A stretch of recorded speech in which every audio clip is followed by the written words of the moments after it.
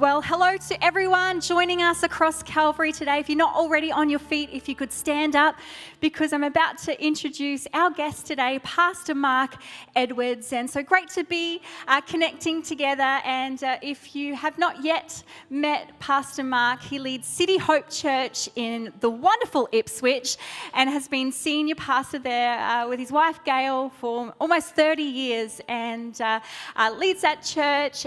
He is a former lawyer as well. But what I love about Pastor Mark is he's got a very sharp mind, but a pastor's heart. And it's a great honour to be joining today. And I'm hearing from Pastor Mark. So right across Calvary, could we put our hands together and welcome him as he comes to platform this morning?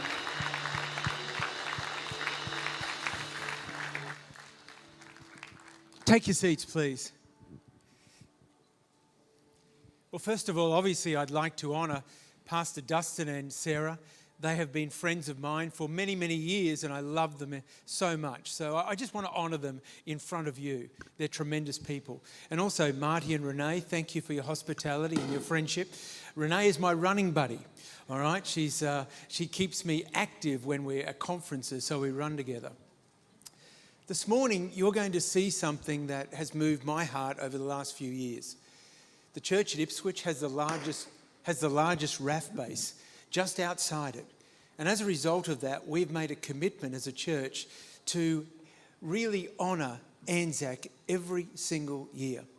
And to do that, what we do is we do a documentary. In fact, our Anzac service is now one of the largest services in Ipswich. And on that particular day, we play a documentary that has been meticulously researched.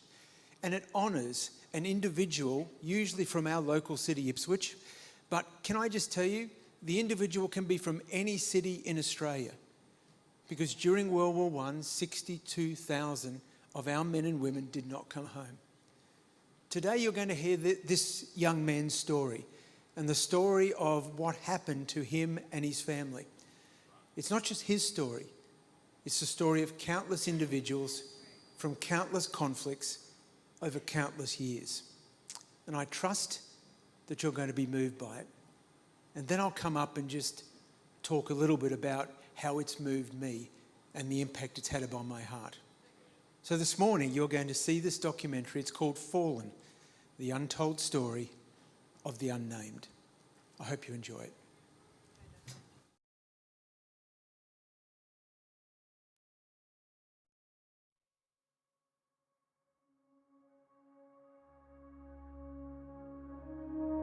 The worst effect of the Great War could never be enumerated.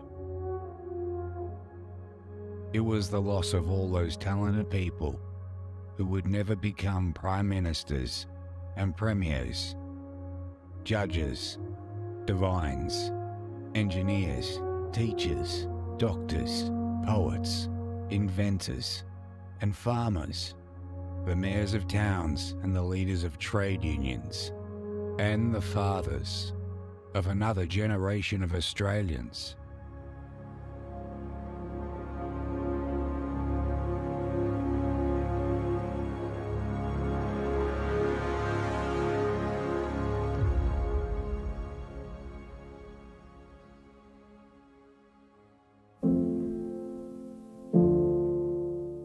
Over the years, I've stood beside numerous rolls of honour and memorials.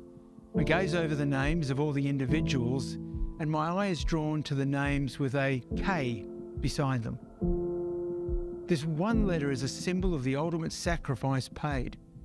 Yet behind that name is a bond of love that does not cease when that loved one was killed. The Great War of 1914 to 1918 was a terrible trauma for the fledgling nation of Australia.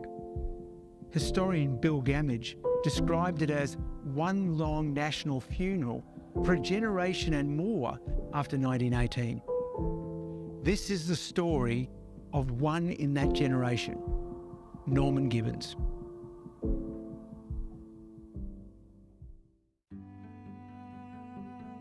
Norman Gibbons was born to William and Mary Gibbons in Ararat, Victoria on the 22nd of April 1878. They would have 10 children, 4 girls and 6 boys. 3 of the boys would not survive past their first year. At some stage, the family settled in Ipswich, and the 3 surviving boys, including Norman, attended the oldest secondary school in Queensland, Ipswich Grammar School. Family letters make it apparent that he was a keen sportsman who loved cricket and football and boxing. Norman left Ipswich Grammar School at 17 years of age and went to work for his father for about 18 months. He joined the Queensland Defence Force and became a 1st Queensland Moreton Regiment member in their Ipswich company. There is no doubt that he thrived in this environment, being described by his superior officers as being very zealous and efficient. As a result, he was promoted to lieutenant after completing an officer's course in 1900 at the age of 22. The next couple of years would prove challenging for Norman in many ways. Norman's beloved 4th Queensland Regiment was disbanded. Norman had formed very close relationships in the regiment, and although offered a transfer to another regiment, he and other officers declined that transfer, hoping that the old regiment would be reformed. This was not to occur, and he was placed on the unattached list and subsequently placed in the reserve of officers. Norman's life was at a crossroads, and Norman's sister Violet was also pondering her future, and so both of them moved to New South Wales. When Britain declared war on the 4th of August 1914, Australia was at war too. Norman Gibbons enlisted on the 29th of August 1914 in Sydney. So keen was he to enlist that he was content to be a private. Now this didn't last for very long, and over the next couple of months he was promoted to sergeant and assigned to the 3rd Battalion. There was no doubt he was physically fit. His enlistment papers show he was 6 foot in height, 183 centimetres and 76 kilos. After 6 weeks of basic training, Norman leaves Australia on the 20th of October 1914, bound for war. Private Frank Hubbard, Norman's orderly, said that Norman wrote to his sister Violet every week without fail while in Egypt, and he carried a little book of dried flowers she had given him before he left for overseas. During his time in Egypt, their father, William, died. Norman and his sister Violet were completely estranged from the rest of the family for reasons that cannot be absolutely verified. This was a bitter separation. What caused this falling out? One of Violet's teaching colleagues, Miss Everingham, suggested it was due partly to their mother's excessive drinking.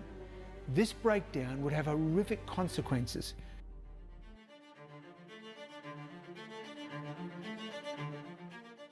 On the 5th of April 1915, Norman travelled to Alexandria and embarked bound for the Dardanelles. Norman would be part of the second wave onto the beach. Norman made the dash across the beach. The records are scant about Norman's involvement on that first day, except we do know that in the early part of the first evening, he was wounded in the thigh by machine gun fire. It's described as being a flesh wound.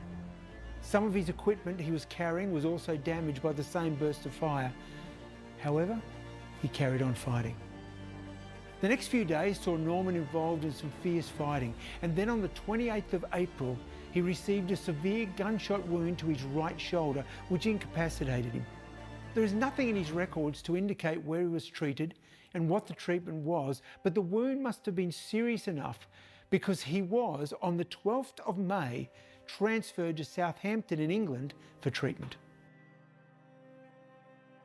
Although Violet had no formal qualifications as a teacher back in Australia, she opened a school in St Matthew's Anglican Church Hall in Bondi.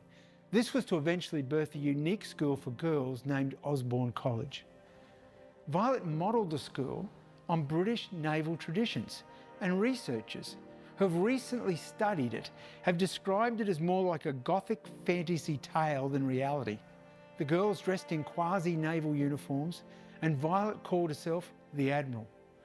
Although completely opposed to any photographs of her being taken, there is one photograph of her in which she appears in some type of naval uniform. Relations between Violet, Norman, and other family members are now non-existent, although Norman wrote to his mother twice while he was away. Once, certainly when his father died, but there is no record of those letters nor the contents. Did war cause Norman to want to heal the breach? We'll never know. Norman Gibbons had left his mark in the hearts and minds of the officers and men of the 3rd Battalion. On the 1st of May, he is promoted to 2nd Lieutenant for meritorious service in the field.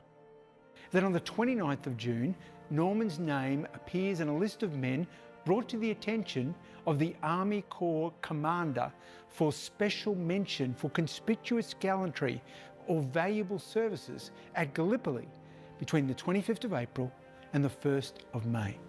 He leaves Britain in September and rejoins his unit on Gallipoli in early October. For someone like Norman, as was most of the men on Gallipoli at this time, they would have known the situation was a hopeless stalemate. Between the 15th and the 20th of December, Norman is evacuated from Gallipoli. Norman was transferred to the 55th Battalion in February 1916 and then promoted to captain a month later. By this time, he's being described as a fearless man who gained his reputation on Gallipoli. There was no way any of the men, including the commanding officer, Lieutenant Colonel David McConaughey, could have any idea of the battle conditions that awaited them in France. On the 15th of June, orders were received that the 55th Battalion was leaving for France. As Norman did during his time prior to Gallipoli, he wrote to Violet every week. They reached France on the 29th of June 1916. In little over a fortnight, these men, including Norman, would take part in a battle that to this day lost more Australian lives in a 24-hour period than any other battle in Australian history. Just the mention of Fromelles would reduce soldiers to tears. To understand the Battle of Fromelles, one has to understand a valley in France called the Somme Valley. What was needed, according to the Allied command, was a diversion. Now, there's nothing wrong with a diversion, but if it's ill-planned and in the wrong location, it's as good as useless. More importantly, it's costly in terms of human life. Tim Cook, the author of Eyewitnesses at the Somme, says in his book, Hacking's proposal was a virtual replica of an idea previously executed with no success during the Battle of Aubers a year earlier. As part of the 55th Battalion, Norman was about to take part in a battle that had the objective of not just being a diversion, but capturing the strategically significant Aubers Ridge. Gallipoli was horrific, but war in Western Europe would defy any description imaginable.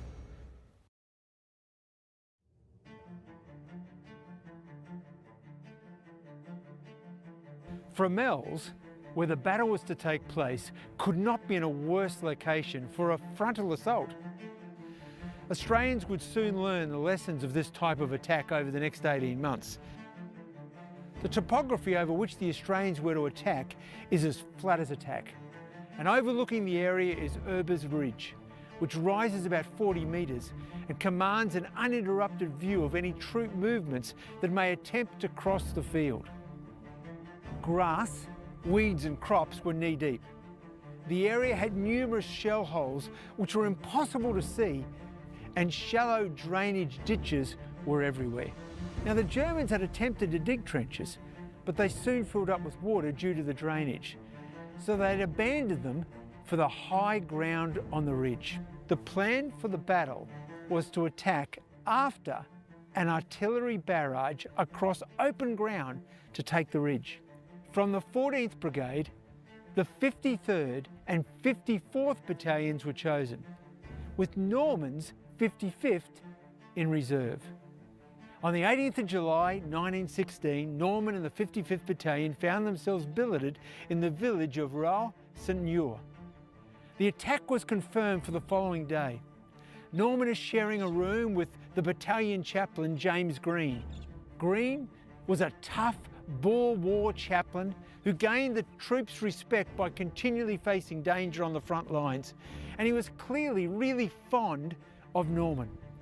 In his subsequent undated letter, Green wrote of that night, It was quite evident that he faced the situation, and there was no doubt in his mind about doing his share at all costs. At 11 a.m. on Wednesday, the 19th of July 1916, 296 field guns and 78 heavy guns commenced a barrage along a 3.7 kilometre front for a planned 7 hours. What was far worse was that the Germans knew everything about the intended attack. They'd witnessed the movement of the troops and supplies, and the barrage made the actual time of the attack abundantly clear. Eyewitnesses say that at about 4 p.m, Norman lined his B company up and reinforced to every one of them what was required of them. He finished by wishing them every luck and a safe return. Private R.G. Metcalf wrote to Violet sometime later and said that Norman loved his men as a father loves his only child. Private John Bain must have looked nervous as the German shells came even closer to where Norman's company was forming up. He recalls Norman walking along the trench with a private word to the men, encouraging them. When he reached Bain, he stopped and said, "Well, Bain, you were going into action, and it's going to be pretty hot. But if you get out of it, you will have something to talk about all your life." By 5 p.m, all the battalions were in position. Then at 5:45, the whistle sounds, and the 53rd, 59th, and 60th battalions go over the top. 5 minutes later, so do the 54th, the 30th, and the 31st. The Australians are in action. And although the Australians reach what they think is the German front line, the casualties are horrific. Trenches clogged with wounded and dead troops. It seems that every shell hole is filled with men. Communications are now in disarray and no runners are getting through. Ammunition is now running extremely low and the German fire and artillery is relentless. The 55th Battalion, B Company, is ordered to go forward. It is chaos. The trenches are blocked leading to the front, and one of the returning 53rd Battalion says to Norman, "You won't get through." To which Norman loudly replies, "The 55th will get through." Norman decides to leave the blocked trenches and get to the front via no man's land. And what he sees is beyond anything he's ever witnessed on Gallipoli. Confusion is reigning supreme. The trench they are in is waterlogged and shallow, so protection for the men is really limited. Their parapet is too low, it's now getting dark and the smoke of the battle makes it impossible to see anything. And the German artillery is, as one man later wrote, killing the boys like flies. The fighting at this stage is ferocious. The Germans have now manoeuvred behind the Australian forces, and Norman on the left flank is organising a counterattack of sorts because he realises that if the Germans get into the trench, then it's all over. Second Lieutenant Percy Chapman later wrote, Gibbons moved up and down his line, exposed to enemy fire, helping and spurring his men on. I have never known a braver or cooler man in action than he. Norman now gathers as many men as he can to counterattack and prevent the Germans from taking the trench. If that happens, all's lost. Of the officers in B Company, only Norman and Chapman remain uninjured. He musters about 20 men, including 9 men from the 31st Battalion, and each man loads as many bombs as he can from the wounded and dead in preparation for this counterattack. It's nearly daylight on Thursday, the 20th of July. The group leave the trench in a single file in no man's land, and Norman's in the middle of the group. They charge, throwing bombs at the Germans because rifles are absolutely useless in this type of attack. They force the Germans back 150 yards in the trench, but soon run out of ammunition and the attack stalls. A ferocious grenade fight takes place and the Germans are again thrown back 100 yards. However, with such limited numbers and no bombs remaining, the counterattack loses momentum and the Australians have to give ground. Now at some stage, Norman suffers a head wound with blood streaming down his face. He bandages it up and orders his remaining men to hold the trench. There are no more reinforcements, and as they scrounge for bombs in the trench, it's obvious there are few, if any, remaining. Norman and B Company have been in the thick of it now for 13 hours. That the entire operation is a failure is now obvious to everyone on the front lines, and communications reaching Lieutenant General Hacking's HQ indicate the same. So at 5 a.m, the decision is made to abandon the attack and withdraw immediately. 7 runners are dispatched to the front with directions to retire. Finally, at 7:50 a.m, 1 runner gets through. He's the only runner out of the 7 runners to have survived. It's time for the Australians to retire. The Germans sense the end is near and they again choose to counterattack. Norman is ordered by his commanding officer to mount a rearguard action to help the Australians retire. Australian casualties are still mounting, and the saps are now filled with wounded, and many men are trying to make this dash across open ground to get back to the rear. Norman recruits 4 officers and about 50 men, and they collect as much ammunition and bombs as they can, and Norman lines them up almost shoulder to shoulder, and they open fire in this rearguard action. Finally, when all the Australians had left the trench, Sergeant White, who was only a few yards from Norman, heard him yell, "Come on, all you gunners!" And the rearguard then leapt up and headed towards the rear. White remembers that Norman was the last to leave. Norman looks at the clogged sap, and despite the very real and obvious danger, climbs out of the trench onto the parapet to dash back to the rear. And immediately, he's struck by machine gun fire and killed instantly.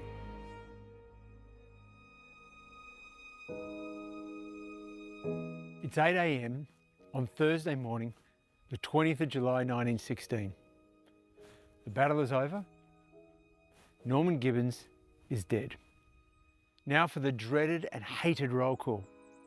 Private Hartley of the 55th recalled the moment as if it was yesterday.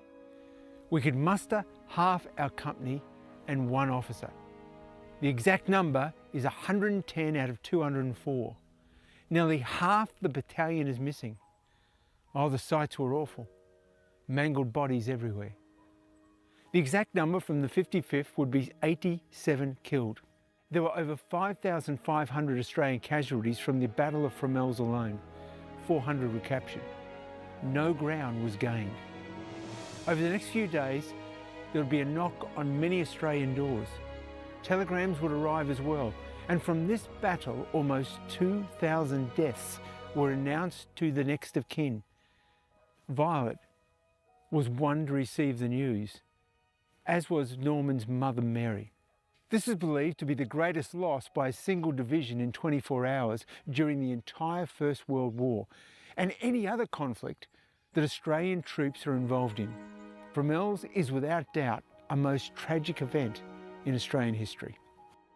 Lieutenant General Hacking wrote, "Although the attack had failed, it had done the 5th Division a great deal of good."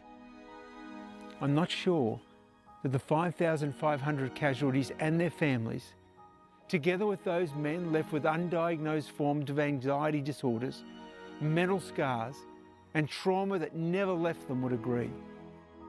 Norman Gibbons' body was recovered and buried in a temporary grave. There is no record of which chaplain performed the ceremony, but the rather rough wooden cross before his more permanent burial was marked by a message from Violet, his sister. "With my soul's homage and my heart's utmost love to my beloved and deeply mourned brother, Violet Gibbons." Norman is buried at Sailly-sur-le-Laz Cemetery.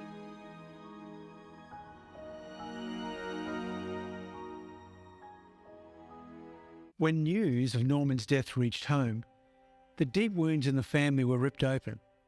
Violet's health broke down completely, and the school had to close for a period of time to allow her to recover. She described Norman as being inexpressibly dear to her and her lifelong comrade. It's difficult to describe what happened next. Violet poured all her time and energies into ensuring that the family would not receive any of her brother's possessions, including any medals he was to receive. Violet wrote perhaps hundreds of letters to members of the 55th Battalion and other army officials wanting details of her brother's death, but also mounting a non-stop campaign to have Norman receive the Victoria Cross. To read Violet's letters is to see a heart broken by grief. She is also abrasive and cutting. She aggressively corrected anything that could be interpreted as a slight against Norman. In a letter to the army, she rebuked the author of a previous letter she received for referring to Norman as Sergeant and not Second Lieutenant. The dispute with her family over possessions and medals grew more acrimonious, so much so that solicitors were engaged. Finally, the dispute was determined by a direction from the Minister of Defence. Not before the officer dealing with the matter, Major Lane, wrote, "This is a bitter family squabble, and the bitterness is so marked that Miss Gibbons, Violet, would try any means to gain her own ends." In the end, Norman's 1914-1915 star, Victory Medal and Memorial Plaque went to Norman's mother, Mary, while the British War Medal with clasps and honour scroll and all his possessions went to Violet. Violet and the family never reconciled. The grief was so deep for Violet, and this manifested itself in a form of patriotism that meant she would devote all her energy to attending recruitment rallies where she spoke, fundraising for veterans and ceremonies honouring those who had fallen. Norman never left her thoughts. Violet had enlisted Charles Bean into the cause of attempting to have Norman awarded that Victoria Cross. They maintained contact throughout her life, and towards the end of her life, he begged her to donate all of Norman's effects, including all the correspondence, to the Australian War Memorial for safekeeping, and she refused, worried that the family would somehow gain access to Norman's possessions. In 1958, Violet became ill and died at the age of 82. Osborne College closed its doors shortly afterwards. The school and the house she resided in was sold. In 1963, what was Osborne College, now empty, was visited by Colin Kahn, an Australian Army officer. In the cellar, he found 2 P&O trunks full of possessions of a World War I soldier, including hundreds of letters. Kahn knew immediately these were important. But before anything was done, in October 1963, a bushfire destroyed the house and the college. Nothing was left now of Norman's possessions, nor any of the letters he wrote. That in itself is a tragedy.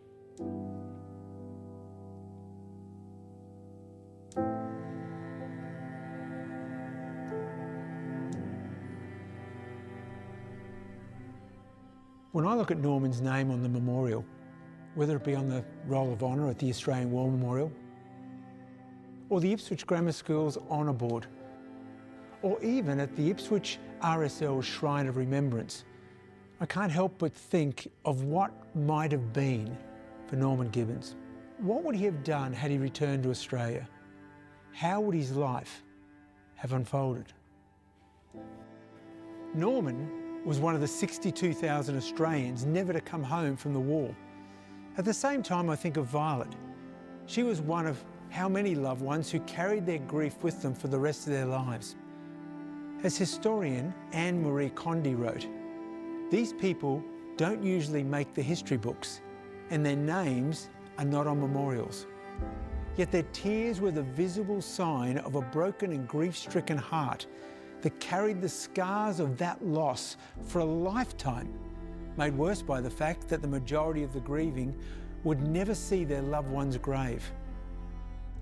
There was no ritual of funeral, no words uttered at the graveside, and no physical place to stand looking at a gravestone to weep and remember. Norman's grave in France says, "My beloved brother, son of the late William Gibbons, Australia." Violet's words, no mention of Mary, Norman's mother. It was as if she just didn't exist. Perhaps the last word belongs to Major P.W. Woods, the adjutant, 55th Battalion, who wrote to Violet on the 4th of August 1916, about a fortnight after Norman was killed. No better or braver man ever put on a uniform. I can assure you, in our minds, he was a hero. He did such a brilliant work over here that he could have got a certain decoration had he not been killed. He was undoubtedly a born leader. Captain Norman Gibbons. Lest we forget, we will remember you.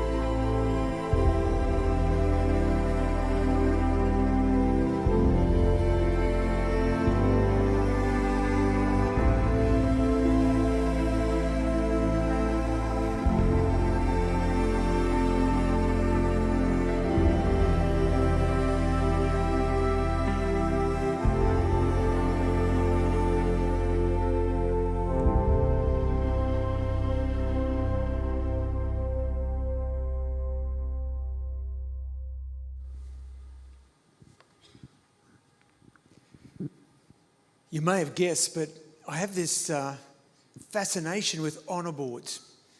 I know many of you probably don't notice them. It's like when we buy a red car, isn't it, that we all of a sudden start to see a whole lot of red cars.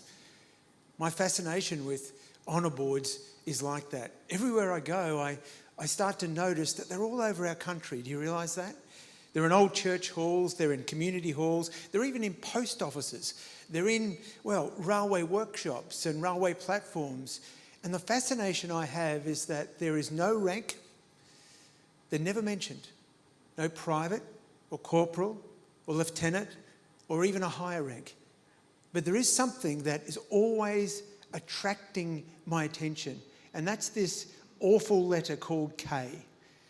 And as you look down those memorial boards, there's this K, K, K. It signifies just one word, killed. And I don't necessarily look at the word K, but I look at the name beside it, and then even further than that, I look at the family. Because I realise behind that one name is a, well, who? There could be a spouse, there could be a husband, a partner, a brother, a sister, a father, all representing, in World War I's case, 62,000 people. And then I think of that wonderful quote right at the beginning of the documentary by Geoffrey Blaney, probably one of Australia's greatest historians. And I want to read it to you again because it applies to you and it applies to me. And he says this, he says, "The worst effect of the war can never be enumerated. It's the loss of all those talented people." Just notice that.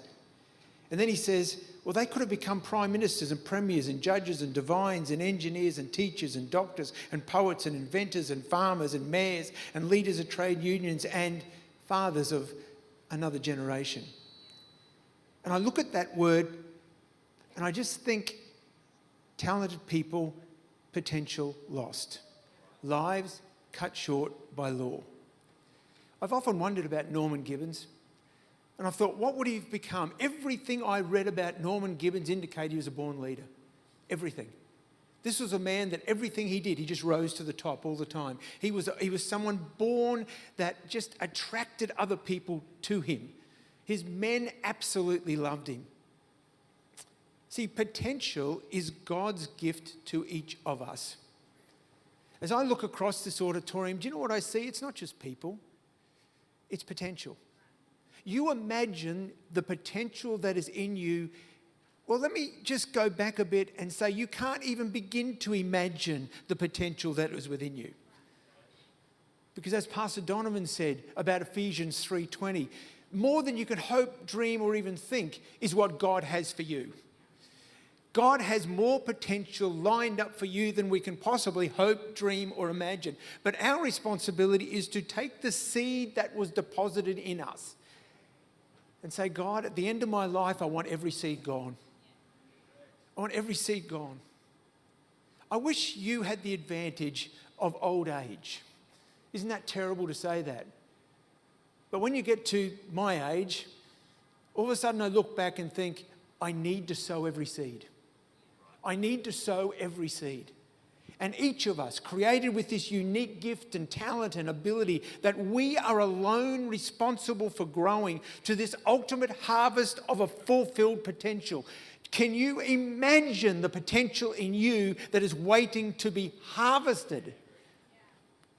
And God's just cheering you on in heaven, cheering you on.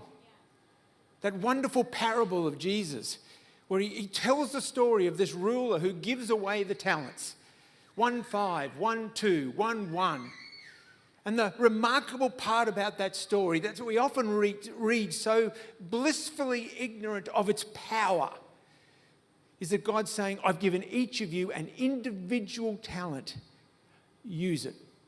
Don't use the person beside you or the person that you like or married to or your parents. It's your individual talent. And the responsibility of us is to develop that potential and disperse every single seed. I lost my dad 2 years ago on a journey that is horrific if you've ever had a relative with Alzheimer's. And I can remember just prior to him going into that state where we knew something was dramatically wrong. Now, here's a man that was knighted by the Queen. Here's a man that received the highest order of Australia. Here's a man that became Deputy Premier and Treasurer of our state. Here's a man that ran World Expo 88. Here's a man that when he passed away, they gave him a state funeral. I remember him looking at me one day and simply saying, Mark, if I had my time over again, I'm not sure I would have went into politics. I should have stayed a doctor. And that comment struck me so powerfully because all of a sudden I was seeing this glimpse of regret. And yet everyone who stood at my dad's state funeral would have thought there was a successful man. And I think it was at that moment, once again, I mean, I've got to tell you, I've done this many times, but once again I thought, Lord, every seed I've got to sow.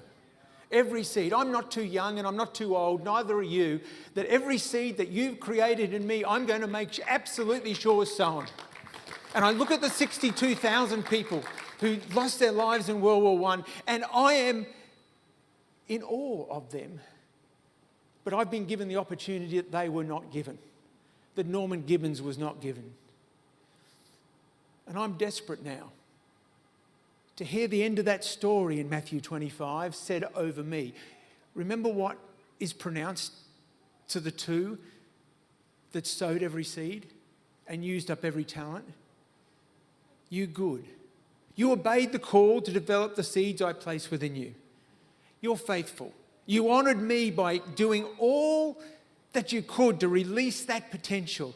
Servant, you gave up your rights and served me.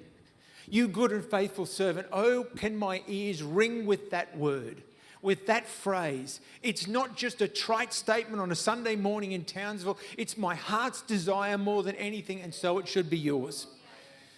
You have the opportunity to reach your potential that 62,000 did not. It's no time for excuses. Your God-given individual gift is within you. In a very Ipswich way, I would say, stop mucking around and let's get on with it. I have a wonderful friend, Pastor Wayne Cadero. He's pastored a church in Hawaii, now in the mainland of the United States. And he tells a story as a young man, just a child, when he was in Japan. His father was in the occupation forces after the war. And he remembers he went to this cliff with his family, he and his sisters and his mother and father. And as they went to this cliff, there was an old man, an old Japanese man who was selling finches, birds. And he said to his dad, I'd love a bird. Can I have one of those birds? His father said, yeah, we'll buy a bird. And as they bought the bird and gave him the cage with this little finch in it, the old Japanese man said, make sure you bring back the cage. And Wayne Cadero thought, what a strange thing to say. I'm not bringing back the cage. And all of a sudden, he then realised what was actually going on. His father led him to the edge of the cliff. And here he was with many other people lined up. And what they were doing was that the bird was never meant to be kept. And they would open the cage and hit the cage a couple of times, and the bird would be set free. And Kidori says, I've never forgotten that story, and I've never forgotten the bird being set free. And I realised at that moment the potential within me needed to be set free. I was never born to be lived in a cage. The cage of my insecurity, my limitations, my expectations limited by my own thinking. And every time I start to pause with the potential that God has given me, I remember the door has been opened by Jesus and my potential has been set free. You are the stewards of your talent. Don't waste it. Can I pray for you this morning? Would you bow your head? And maybe as we do that, we'll ponder an honour board where we see the names of all those people. And here we have your name on that honour board. The honour board of heaven. Your name. With every seed sown. Holy Spirit, would you come in this moment and reinforce to us as a congregation? Reinforce right now, that you have given me potential, and I'm thankful for that. And Lord, where I've tended to waste it sometimes, please forgive me. But today I make this fresh commitment within my soul, deep within my soul, that I will walk out of this place and Lord, I'm going to sow every seed. I'm going to reach my potential. I'm going to trust in you. I'm going to hold your hand. I'm going to walk with you so that I can achieve everything that you would have me achieve. You see in me more than I even see in myself. And Lord, today, reinforce the potential within me. Now, with every head bowed and every eye closed, can I tell you where potential starts?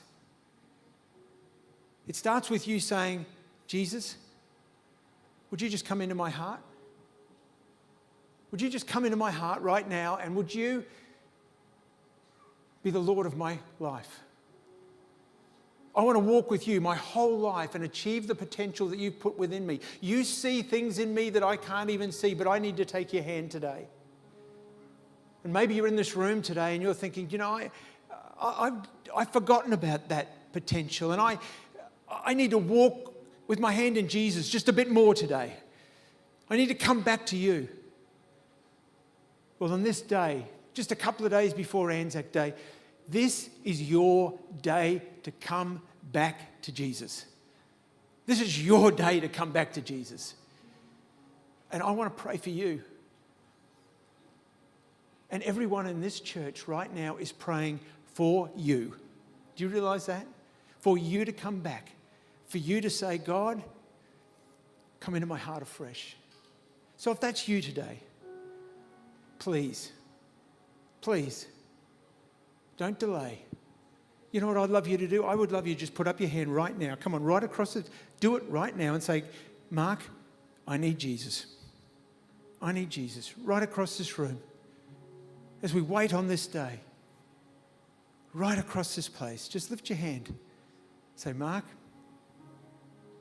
I need Jesus. I need Jesus. I can wait. Thank you for that. Thank you for that. Thank you for that. Lift that hand. Thank you. Thank you for that. Yeah, great. Thank you. Thank you. Thank you again. Thank you. Do you know what I want you to do now? Oh, again. Thank you. I'm glad I waited just for you. Now, look at me. Look at me. Can we all pray this prayer? Can we all do it? Including those wonderful people right now that have just lifted their hands. What a fresh start for them. What a fresh start.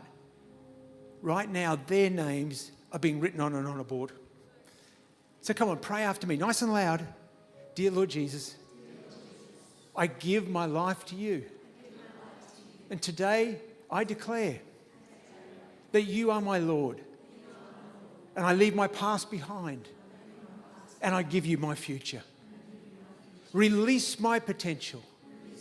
In Jesus' name. Amen. Why don't